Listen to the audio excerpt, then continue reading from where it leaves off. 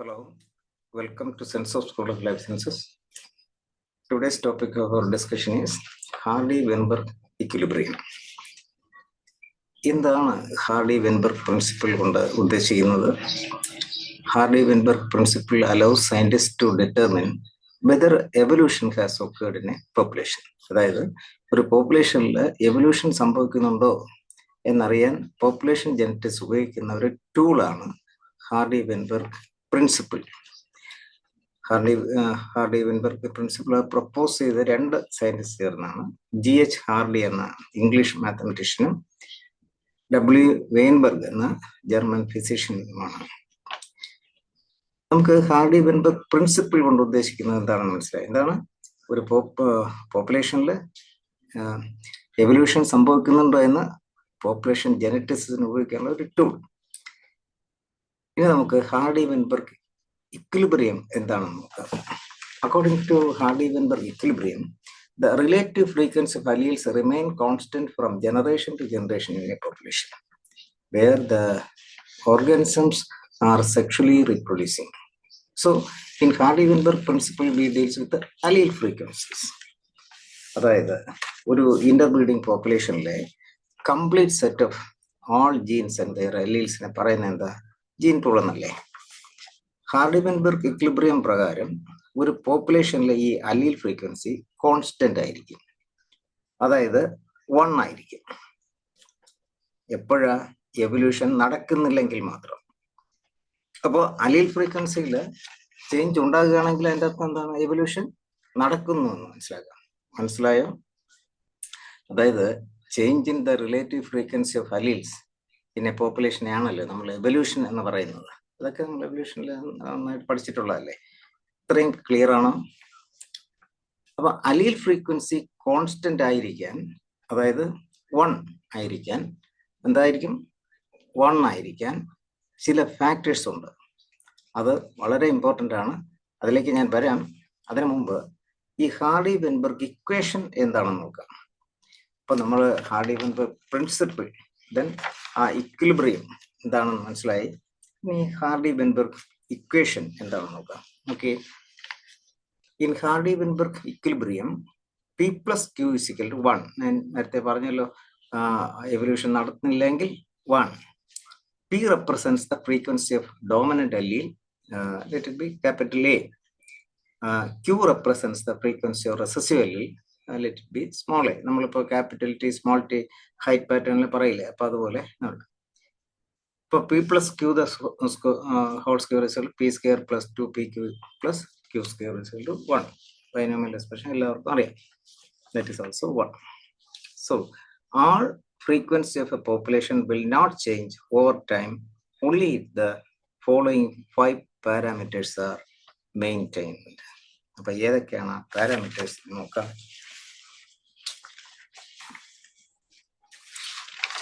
1. No mutation must occur so that new alleles do not enter the population. No gene flow can occur. No migration of individuals into or out of the population. Then no natural selection. Then random mating must occur in panmictic population. എന്താണ് panmictic population? പറയാം. Panmixis means random mating. Population must be large. നമ്മൾ കഴിഞ്ഞ ക്ലാസ്സിൽ genetic ഡിഫിൽ പറഞ്ഞത് small population ആയിരിക്കണം എന്നല്ലേ.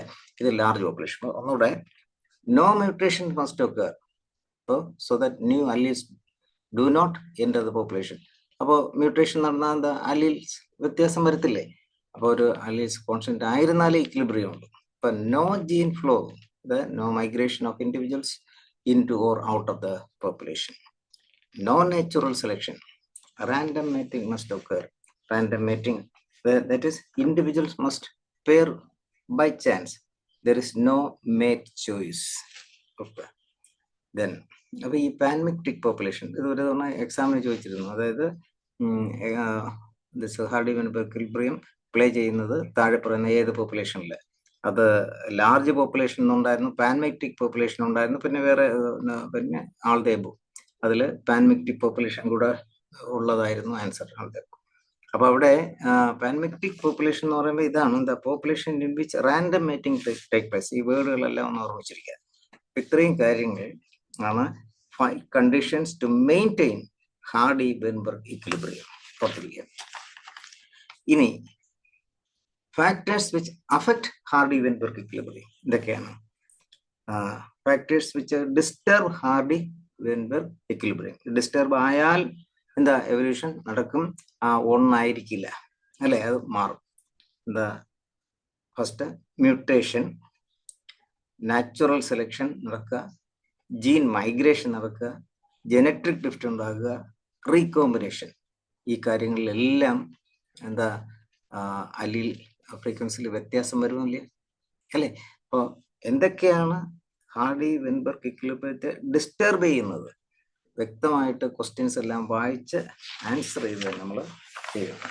ഇതിലുള്ള problems നമ്മൾ അടുത്ത ക്ലാസ് ചെയ്യും. It's very important. കഴിഞ്ഞ HSST എക്സാമിന് HSST ബോട്ടണിയിലാണ് ഒരു പ്രോബ്ലം ഉണ്ടായിരുന്നു. സുവോളജിയിലും അതുപോലെ ചോദിക്കാവുന്നതാണ് അല്ലേ? സുവോളജി ബോട്ടണി ഭേദമല്ലല്ലോ, ഭേദമല്ല ഇതിലല്ല. അപ്പം അത് നമ്മൾ അടുത്ത ക്ലാസ്സിൽ എടുക്കും. അപ്പോൾ ഇതിൽ നിന്ന് ക്വസ്റ്റ്യൻ ഇങ്ങനെ വരും. അത് നമുക്ക് സാമ്പിൾ ക്വസ്റ്റ്യൻ 2-3 ചെയ്യാം. നോക്കാം. Which of the following is not an assumption of Hardy-Weinberg model? Which of the following is not an assumption of Hardy-Weinberg model? എന്താണ് ക്വസ്റ്റ്യൻ വായിച്ചിട്ട് പറയാം.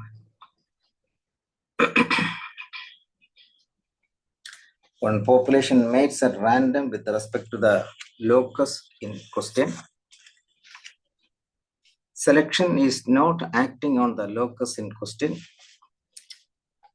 Does not occur in panmictic population. The population is effectively infinite in size. Question endana choichirikkunna? Which of the following is not an assumption of Hardy-Weinberg model?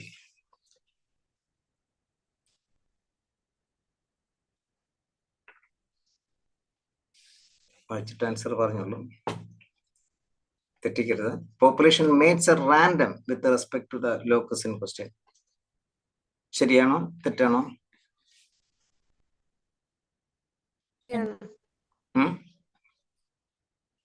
ശരിയെന്നല്ലേ പറഞ്ഞേ? ശരിയാണ്. Okay. Selection is not acting on the locus in question. There is no selection. ശരിയാണ്. Okay. Does not occur in panmictic population. തെറ്റാണ്. Okay. ഇത് ഒരു തവണ ചോദിച്ച questions ആണ്. Okay. Next ഇതുപോലെ ആലോചിച്ച് പറയാ. ഇത് നെറ്റിന് ചോദിച്ച ഒരു ക്വസ്റ്റ്യൻ ആണ്. ഒരു വർഷം The Hardy-Weinberg principle states that allele frequencies in a population will remain constant over generations if certain assumptions are met. A. Random mating. B. Mate choice. C. Small population size. D. Large population size. E. Lack of mutation. F. Directional selection. Read the question well. Then, which of the above factors will cause change in allele frequencies over generations? ഏതാണ് option എന്ന് വായിച്ച് മനസ്സിലാക്കുക. ഞാൻ പറഞ്ഞല്ലോ നെറ്റിന് ചോദിച്ച question ആണ്. നമുക്ക് net എന്നുള്ള വിഷയമല്ല, മിക്കവാറും നെറ്റിനെല്ലാം ചോദിക്കുന്ന, പ്രത്യേകിച്ച് ബി പാർട്ടിലും ഒക്കെ ചോദിക്കാം, സി പാർട്ടിലും ചോദിക്കാം. അത് സെറ്റിന് പോലും ഇപ്പൊ ചോദിക്കുന്നുണ്ട്. അപ്പോൾ നമുക്ക് HSSTക്ക് തീർച്ചയായിട്ടും അതുപോലത്തെ ചോദിക്കാം.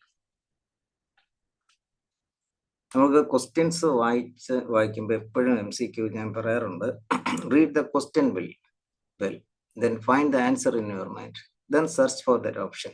ഇപ്പൊ ക്വസ്റ്റ്യൻ ചോദിച്ചാൽ Hardy-Weinberg പ്രിൻസിപ്പിൾ, അപ്പോൾ നമുക്ക് മൈനസ് മാർക്ക് പോകത്തില്ല. The Hardy-Weinberg principle states that allele frequency in a population will remain constant over generation if certain ചില അസംഷൻസ് ഉണ്ടെങ്കിൽ, താഴെ പറയുന്ന ഏത് അസംഷൻ നമ്മൾ എടുക്കണം, അതിൽ തന്നെ കാണണം.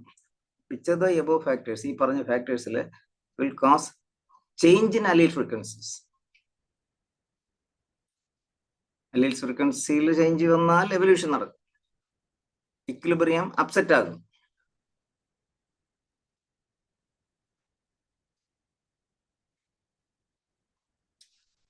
ഒന്നാമത്തെ നോക്കാം. റാൻഡം മേറ്റിംഗ് അപ്സെറ്റ് ആകുമോ? ഇല്ല. ഇല്ല. അങ്ങനെ ഓരോന്നായിട്ട് നോക്കി. മേറ്റ് ചോയ്സ് വരുന്നു, അഫക്റ്റ് ചെയ്യും. അപ്സെറ്റ്. Very good. അപ്പൊ ഇനി നമുക്കറിയാം, ഓരോ നോക്കി.